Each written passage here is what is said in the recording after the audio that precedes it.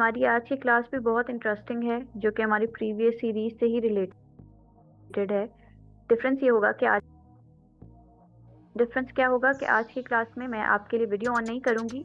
मैं सिर्फ आपको वर्बली बुक का पीडीएफ शेयर करके उसके कंटेंट्स बताऊंगी और उसके बाद हम बुक्स पे डिस्कशन करेंगे, ठीक है। तो प्रीवियस क्लास में हमने इकिगाई पे बात की थी। आप में से कितने लोग जो हैं उन्होंने प्रीवियस सेशन अटेंड किया था और उन्होंने बुक इकिगाई को पढ़ा है, समझा है, अंडरस्टैंड किया? प्लीज मुझे बताएं। ठीक है, तो मैं पहले आपको रिवाइज कर देती हूँ कि हमने प्रीवियसली क्या पढ़ा है और उसके बाद हम फिर आगे मूव करेंगे। सो प्रीवियसली हमारी सीरीज स्टार्ट हुई है जिसमें हम लोग बुक्स के पीडीएफ, इम्पोर्टेंट, फेमस, पॉपुलर जो बुक्स हैं उनके हम पीडीएफ्स ओपन करते हैं एंड देन हम उसके ऊपर बात करते हैं, ठीक है।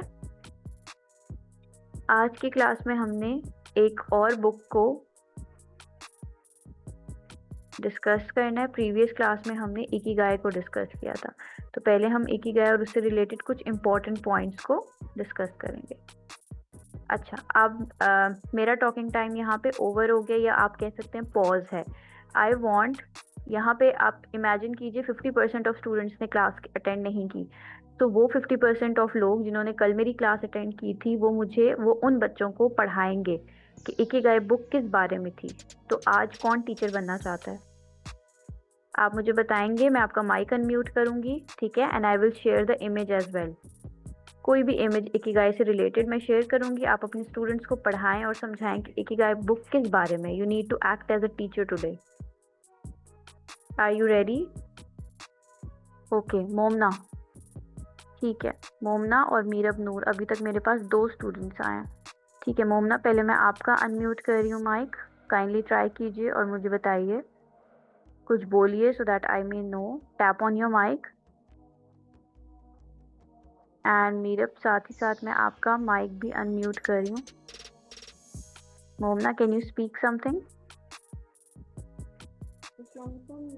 वालेकुम अस्सलाम। Good मोमना।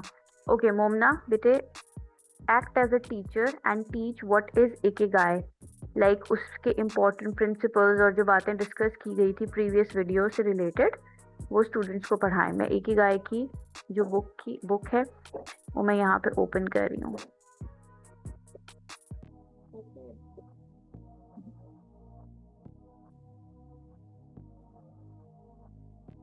So guys, tomorrow we studied about yesterday we have studied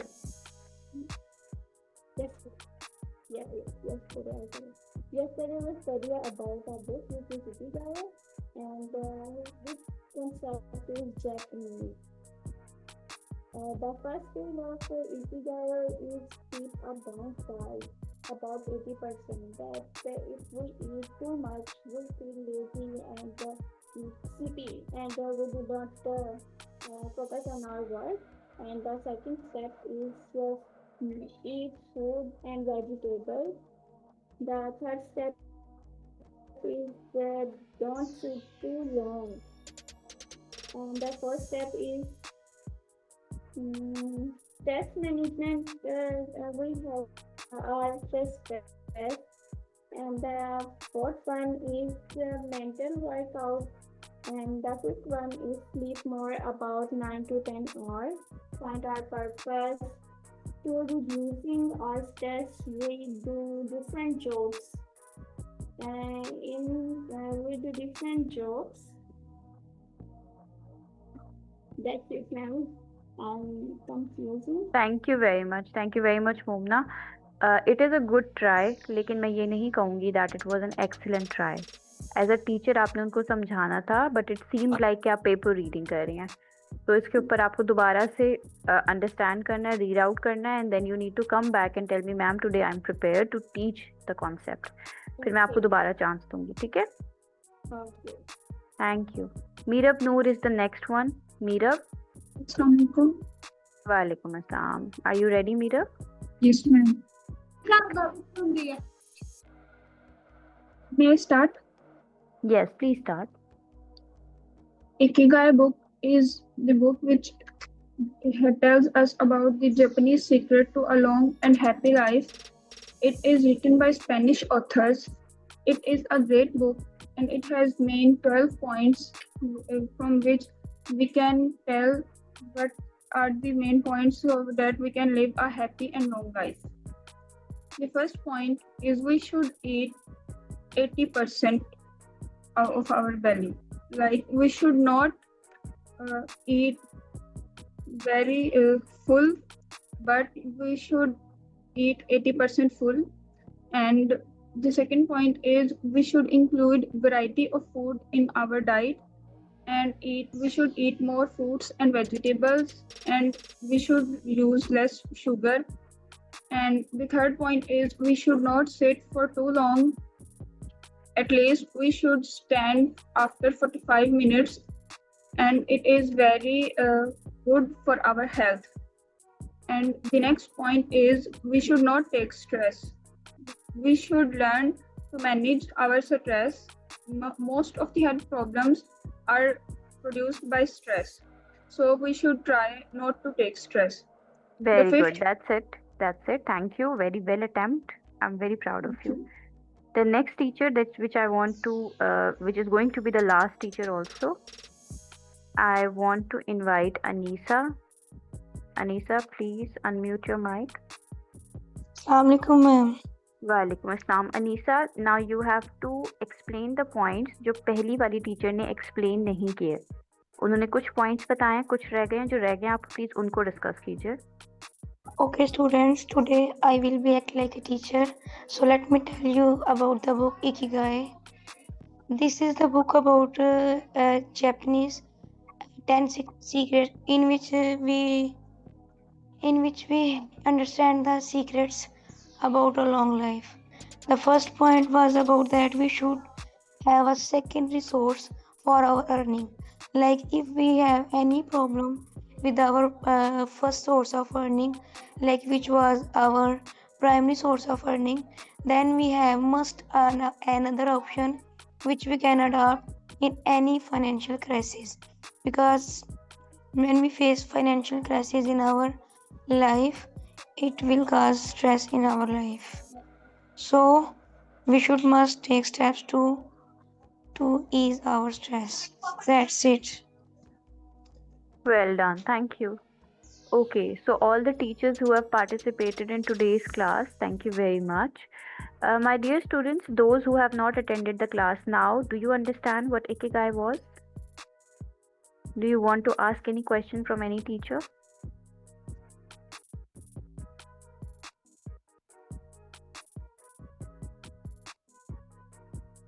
Negative visualization was also one of the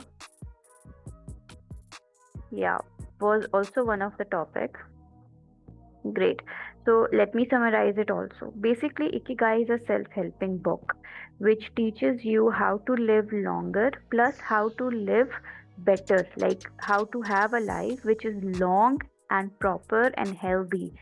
So Ikigai in itself talks about the purpose of the life. It helps you to understand why you are here in this world. So there are certain life lessons which are given to us through this book. But the example that they have set is of the Okinawa people. Okinawa people are from Japan. Like it's a tribe in Japan which was previously historically was a place where bloodshed has happened. I mean, they were the part of a very brutal war in World War II, but now it is a valley, it is a tribe, it is a place where most of the people are old and their age is above 100. Why? And they are living very healthy life. They are not sick adults or old people. They are old people who are active. So what are their some secrets of living a long, better life and to age slower? The first is that they eat proper food. They have a balanced diet.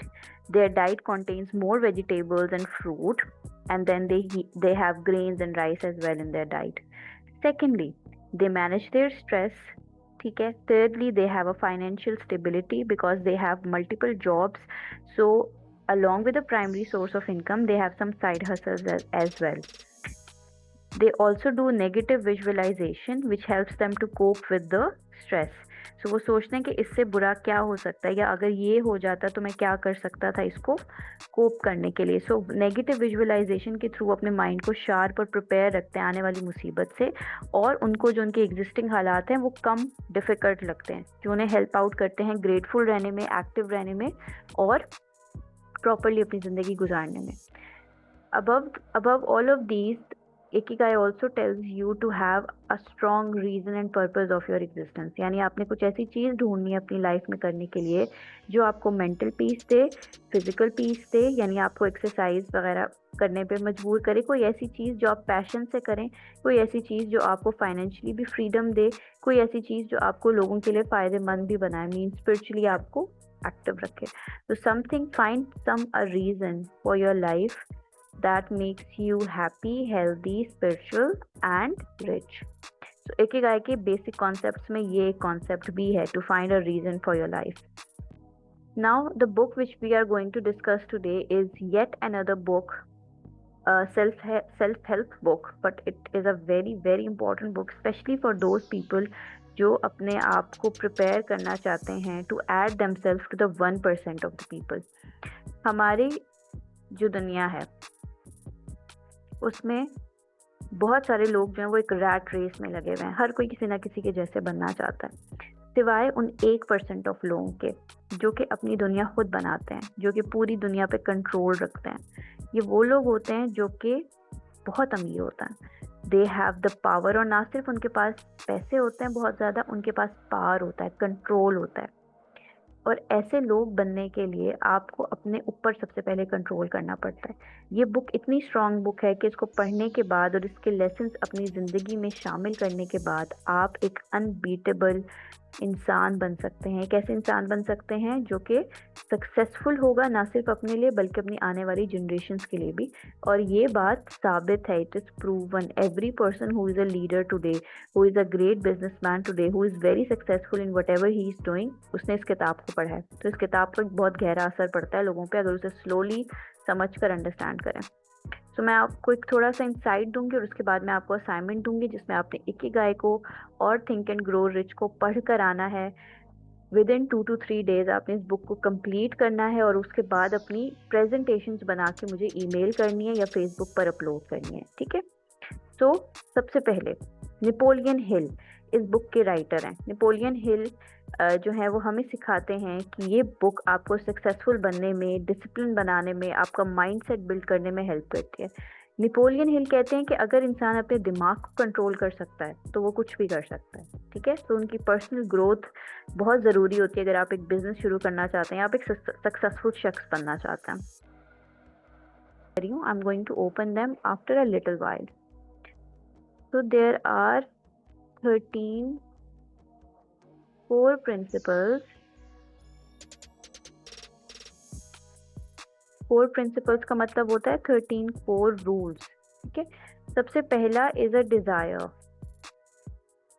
Desire होना। तो अगर आप successful बनना चाहते हैं तो आपको इन 13 बातों पर अमल करना है। पहली चीज़ ख्वाहिश है। तो आपको किस चीज़ पर अमल करना है? ख्वाहिश के ऊपर। यानी आपने अपने अंदर एक ख्वाहिश पैदा करनी है। क्या पैदा करनी है? एक ख्वाहिश पैदा करनी है। तो हर चीज़ अगर आप अचीव करना चाहो तो आपको उसके लिए पहले एक विश करना पड़ता है अपने माइंड में कि काश मैं एक बहुत बड़ा बिजनेसमैन बन जाऊं। तो इस काश को आपने एक डेफिनेट गोल की तरह ऑब्सेस्ड होके पीछे पड़ जाना है उसके। तो पहले आपने सोचना है काश मैं एक सक्सेसफुल बिजनेसमैन बन जाऊं, फिर आपने उस ख्वाहिश को इतना ज़्यादा रिपीट करना है, इतना बार बार रिपीट करना है कि वो ख्वाहिश जो है वो आपका एक ऑब्सेशन बन जाए, आपकी एक जिद बन जाए, ठीक है। आप उसके पीछे पड़ जाएं, एक पैशन बन जाए। तो नेपोलियन हिल की ज़बान में इसको कहा जाता है बर्निंग डिज़ायर। ख्वाहिश का इतना ज़्यादा भड़क उठना आपके अंदर कि आपको उसके अलावा कुछ और सूझे ही ना। तो ये पहली चीज़ है जो नेपोलियन हिल कहते हैं इंसान के अंदर होनी चाहिए if they want to become a successful person और if they want to achieve anything. अब वो कुछ भी हो सकता है। वो ख्वाहिश हो सकती है कि मैं इंग्लिश फ्लुएंट स्पीकर बन जाऊँ, मैं मायरा से भी ज़्यादा अच्छा फ्लुएंट स्पीकर बन जाऊँ, ठीक है। मैं तो बिल्कुल अच्छी नहीं हूँ, लेकिन आप मुझसे भी बेहतर बनना चाहें, आप कोई भी शख्स आपके सामने आपसे यार इससे भी ज़्यादा बेहतर बनना है, तो फिर उस डिज़ायर को ऑब्सेशन बना लें, उसी के बारे में सोचते रहें। ये डिज़ायर है मेरी कि मैं ज़बरदस्त फ्लुएंट स्पीकर बन जाऊँ। यार काश मैं बन जाऊं बस किसी तरीके से, क्या तरीका होना चाहिए? चलो कोई वीडियो देखकर, यूट्यूब पर वीडियो देखकर देखता हूँ, चलो कोई पीडीएफ पढ़ता हूँ। अब उस ख्वाहिश को पूरा करने के लिए आप उसके पीछे पड़ जाएं, ठीक है? That's called a burning desire, that would become from a normal desire to a burning desire. तो पीछे पड़ जाना है आपने। सेकेंड थिंग इज फेथ, यकीन। यकीन कहाँ पैदा होता है? दिल में। दिल में कहाँ, कैसे पैदा हो सकता है? आप देखें, अल्लाह पाक ने, हुजूर ने, सब कुरान की तमाम आप आयतें उठा लीजिए, मोस्ट ऑफ द आयतें चलें आप ले लीजिए, इस यकीन से रिलेटेड आपको कहा जाता है कि यकीन जो है वो एक साफ दिल के अंदर पैदा होता है। ऐसे दिल में जिसमें शक और शुबे की गुंजाइश ना हो, ऐसा दिल जिसमें कोई नेगेटिविटी ना हो। तो सबसे पहले आपने खुद पर यकीन करना है और हर किस्म के डाउट को साइड पर रख देना है। स्कॉलर्स क्या कहते हैं? स्कॉलर्स कहते हैं कि सबसे पहले कोई रास्ता चुनो, सही और गलत को समझते हुए एक रास्ता चुन लो। जब एक दफ़ा रास्ता चुन लिया है, फिर आंखें बंद कर दो, दुनिया की बातों को मत सुनो, सामने की मुश्किलात को मत देखो, बस समझ लो कि तुमने ये रास्ता चुना। अब अल्लाह पर तवक्कुल करो और उस रास्ते के पीछे चल पड़ो, तभी तुम सक्सेस अचीव कर सकते हो। ये ना सिर्फ दीन में है, मतलब दीन के बारे में है, ये दुनिया के हर प्रिंसिपल पे अप्लाई होता है। एक दफ़ा सोच लें कि मैं एक एंटरप्रेन्योर बनना चाहता हूँ, एक दफ़ा सोच लें कि मैं एक अच्छा टीचर बनना चाहता हूँ, एक दफ़ा सोच लें कि मैं एक अच्छा कंटेंट राइटर बनना चाहता हूँ, ग्राफिक डिज़ाइनर बनना चाहता हूँ। इसको करना हराम चीज़ तो नहीं है? नहीं। हलाल और हराम में फ़र्क आप सोचें, क्या ये चीज़ ठीक है या गलत है? ठीक है, समझ में आ गई? हर चीज़ ठीक है, सोर्स ऑफ इनकम भी हलाल होगा, मैं ये काम इस तरीके से करने के काबिल भी हूँगा। अब यकीन आ गया, अब दिल में पॉजिटिविटी पैदा करें कि मैं ये काम कर सकता हूँ, क्योंकि मेरी तरह से बहुत सारे और लोग भी कर रहे हैं। हर किस्म की नेगेटिविटी को अपने दिल से निकाल दें, नेगेटिविटी को दिल से बेदखल कर दें, ठीक है? सिर्फ और सिर्फ अच्छा पॉजिटिव माइंडसेट लें। जब आप अपने दिल से सारी नेगेटिविटी, डाउट्स और शख्स को निकाल देंगे ना, तो फेथ आपके दिल में आके बैठना शुरू हो जाएगा।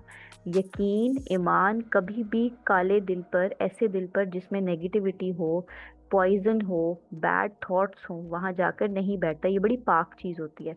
तो अगर आप अपने दिल में यकीन पैदा करना चाहते हैं, तो पहले दिल को सारी नेगेटिव डाउट्स के जो हैं उनसे साफ करें। अब मैं ये नहीं कहती कि आप सोचना ही छोड़ दें, ऐसा नहीं होता कि आप नेगेटिविटी सोचना छोड़ दें। आप उस नेगेटिविटी में जितने सवाल होते हैं ना, आप उनके जवाब ढूंढते हैं। तो आप ढूंढें, फॉर एग्जांपल आप कहते हैं कि मैं कैसे बन सकती हूँ यार ग्राफिक डिज़ाइनर, में तो आर्ट्स की ABC भी नहीं आती। ये एक सवाल है, आप उसका जवाब ढूंढें। क्या वो लोग जिनको आर्ट्स की ABC भी नहीं आती, वो सिर्फ प्रैक्टिस करके ग्राफिक डिज़ाइनर बन सकते हैं? चलें कुछ एग्जांपल्स देखते हैं, फिर आप इंटरनेट पर रिसर्च करें, फिर उन लोगों के इंटरव्यूज़ देखें, उनका काम देखें, अपने आप को उसका जवाब ढूंढ के उस नेगेटिविटी को पॉजिटिविटी में कन्वर्ट करें, ठीक है? उसके बाद यकीन बैठ जाएगा, तो फिर आप ग्राफिक डिज़ाइनिंग सीखेंगे भी सही, उससे रिलेटेड पोर्टफोलियो भी बनाएंगे, जॉब भी ढूंढेंगे और जॉब आपको हासिल भी होंगे, आप अर्निंग करना शुरू भी हो जाएंगे। तो it all starts with the positive यकीन।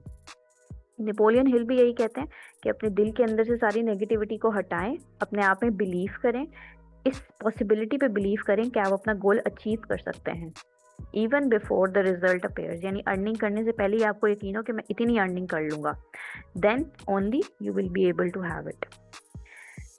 तीसरा, ऑटो सजेशन। जो तीसरा प्रिंसिपल है वो है ऑटो सजेशन। मैं सिर्फ 5 प्रिंसिपल आज आपको पढ़ा रही हूँ। ऑटो सजेशन होता है कि आप रीप्रोग्राम करते हैं अपने सबकॉन्शियस माइंड को बाय रिपीटिंग थिंग्स। मैं एक अच्छा ग्राफिक डिज़ाइनर बनूंगा, मैं एक अच्छा कंटेंट राइटर बनूंगा, मैं अच्छा चल मैं अमीर होऊंगा, मैं अमीर होऊंगा, मैं अमीर होऊंगा, मैं बहुत अमीर हो जाऊंगा, बहुत सक्सेसफुल हो जाऊंगा। अपने आप को रोज़ बताएं मैं इस काबिल हूँ कि मैं सक्सेसफुल, अमीर और अच्छा इंसान बन सकता हूँ या बन सकती हूँ। अपने आप को रोज़ ये जो चीज़ें हैं ना, अपने आप को अश्योर कराते हैं। आप अपने माइंड सेट में कैसे अश्योर कराते हैं? बार बार चीज़ों को रिपीट करते हैं। जितनी दफ़ा रिपीट करते हैं, आपकी बॉडी के सेल आपके साथ अलाइन हो जाते हैं, आपका पूरा पोटेंशियल अलाइन हो जाता है, आपके अंदर की रूह आपके साथ अलाइन हो जाती है, आपका कॉन्शियस, सबकॉन्शियस, सब चीज़ें आपके साथ अलाइन हो जाती हैं। जब ये चीज़ें अलाइन हो जाती हैं आपके साथ, आप उस चीज़ को देखने लगते हैं, खुली आंखों से ख्वाब देखना शुरू करते हैं, आप उस चीज़ को विजुअलाइज करना शुरू करते हैं। जब विजुअलाइजेशन शुरू हो जाती है, तो फिर रिजल्ट्स आना शुरू होता है। जब आप ख्वाब देखते हैं ना खुली आंखों से, तो इट मीन्स कि आप हकीकत देख रहे हैं, और आहिस्ता आहिस्ता आहिस्ता आहिस्ता आपकी पूरी बॉडी जान लगा देगी कि इस ख्वाब को हमने हकीकत में बदलना है। फिर आपसे उसी राह पे आपको लेकर जाएगी जहाँ पे पॉसिबिलिटी होगी, वही काम आपसे करवाएगी जो उस पॉसिबिलिटी को अचीव करने में आपको हेल्प करें। तो ऑटो सजेस्ट करना शुरू करें, रिपीट करें, दिन में 100 दफ़ा रिपीट करके ख़ुद को बताएं कि मैं ये अचीव करना चाहता हूँ। छोटी सी एग्जांपल लेते हैं, मैं 5 वक्त नमाजी बनना चाहता या बननी चाहती हूँ, मैं आज से कुरान पढ़ना चाहती हूँ, मैं आज से कोई ऑनलाइन स्किल सीखना चाहती हूँ, मैं आज से कंटेंट राइटिंग सीखूंगी, मैं आज से स्पोकन इंग्लिश सीखूंगी, मैं आज से ई-कॉमर्स का बिजनेस शुरू करने की जो है वो तालीम हासिल करना शुरू करूंगी। रिपीट करें, 100 दफ़ा पूरे दिन में रिपीट करें, और फिर आप देखें आपके सामने मेंटोर्स आते हैं, कोर्सेज आते हैं, किस तरीके से हर चीज़ आपके सामने आ जाती है। The fourth principle, specialised knowledge. General knowledge enough नहीं होती। सक्सेस तब आती है जब आप फोकस, एक्शनेबल एक्सपर्टीज को सीखते हैं। ठीक है, तो हम यहाँ पे लिखेंगे, यहाँ पे स्पेशलाइज्ड नॉलेज। स्पेशलाइज्ड नॉलेज क्या है? जनरल नॉलेज है? बिल्कुल भी नहीं। इंग्लिश सीखनी है तो क्या टेंसेस पढ़ के काफ़ी होगा? नहीं होगा। टेक्निक सीखनी पड़ेगी कि अंग्रेज़ बोलते कैसे हैं, फोनिक्स को सीखना पड़ेगा, एक्सेंट साउंड कैसे, साउंड एक्सेंट क्या होता है उनका, किस तरीके से दे स्टार्ट टू साउंड, वो सीखना होगा। तो हमें क्या करना है? स्पेशलाइज्ड नॉलेज सीखनी है, एक्सपर्टीज डेवलप करनी है। लास्ट पॉइंट, इमेजिनेशन, सबसे इंपॉर्टेंट पॉइंट है। इसके बाद मैं आपके माइक्स ओपन करूँगी। Imagination, ideas are the starting point of fortunes. Fortunes क्या होती है? किस्मत, खुली हुई किस्मत, खुशकिस्मती, खुशबख्ती। इसको यहाँ पे हम लोग पहले कंप्लीट कर रहे हैं। एक्सपर्टीज, ठीक है, यानी focus knowledge. Don't rely, focus on it, don't rely on general knowledge. मैं आपको इसकी बहुत अच्छी एग्जांपल देती हूँ। When I was in university, we had like group of 5 girls. कि हमारे 5 गर्ल्स में से एक गर्ल थी जो कि सबसे ज़्यादा मासूम, सबसे कम बोलने वाली थी। ठीक है, पूरी उसको क्लास में कुछ भी समझाने के लिए हमें घंटे घंटे बैठ के उसे चीज़ें समझानी पड़ती थी। She wasn't even able to speak in the class during question answer sessions done by the teacher. वो ऐसी थी टीचर। ठीक है, अब हुआ क्या? शी स्टार्टेड टू बिलीव कि वो कोई बड़ा काम कर सकती है, वो गवर्नमेंट बेस्ड एग्जाम्स दे सकती है। हमें से सबको यकीन नहीं होता था उसकी बातों पर, but we were like always supporting her. लेकिन उसने क्या किया? उसने सोचना शुरू किया कि मैं किस तरीके से पावर और अथॉरिटी गेन कर सकती हूँ, मैं अपने लेक ऑफ कॉन्फिडेंस पे कैसे काम कर सकती हूँ, मैं किस तरीके से एक अनकॉन्फिडेंट शाय लड़की से कॉन्फिडेंट एंड पावरफुल लड़की बन सकती हूँ। She started working on her self. उसने अपना घर छोड़ा, हॉस्टल में रहना शुरू किया। उसने शहर छोड़ा, शहर छोड़ के एक अच्छी जगह पे पढ़ाई शुरू की, हॉस्टल में अकेली रही। उसने अपने ऊपर इतना काम किया। Now she today she is serving in a very prestigious institute, government officer हैं वो। ठीक है, और वो एक बहुत ही ज़बरदस्त फील्ड में बहुत ही नुमाया पोजीशन पर मौजूद है। आप उस लड़की को देखें अगर 6-7 साल 8 साल पहले प्रॉबेबली, तो आप यकीन नहीं करेंगे कि वही लड़की है। स्पेशलाइज्ड नॉलेज, जनरल नॉलेज पर रिलाई नहीं करना, एक्सपर्टीज, फोकस, विजुअलाइजेशन, इमेजिनेशन, ये सिर्फ उसकी बर्निंग डिज़ायर से शुरू हुई थी चीज़, and now today we have seen the results. इसी वजह से इस बुक के प्रिंसिपल्स पर हमारा जो ईमान है वो मज़ीद पुख्ता हो गया, because we have seen the results. Okay जी, turning back, moving on towards the imagination. Imagine करना शुरू करें कि आपने अचीव कर लिया। आइडियाज़ हर चीज़ का स्टार्टिंग पॉइंट होता है। Creative vision to solve problems and innovate. Imagine करें कि अगर आप इस वक्त एक अच्छे सक्सेसफुल एंटरप्रेन्योर हैं तो आपको क्या क्या करना होगा, आप क्या कर सकते हैं to make things more better. So imagination से स्टार्ट करें, विजन से स्टार्ट करें, और फिर चीज़ों को आगे लेकर जाएं। यहीं पर मैं स्टॉप करूंगी and I am going to open your chat box first of all, just to ask you कि आज की चीज़ें समझ आई हैं। हाँ जी, have you understood something? Right down in the chat box. क्या बुक पढ़ रहे हैं, राइटर कौन है? इसके टोटल 13 प्रिंसिपल हैं, हमने आज 5 प्रिंसिपल पढ़े। ठीक है, बाकी के प्रिंसिपल्स इंशाल्लाह हम नेक्स्ट क्लास में डिस्कस करेंगे।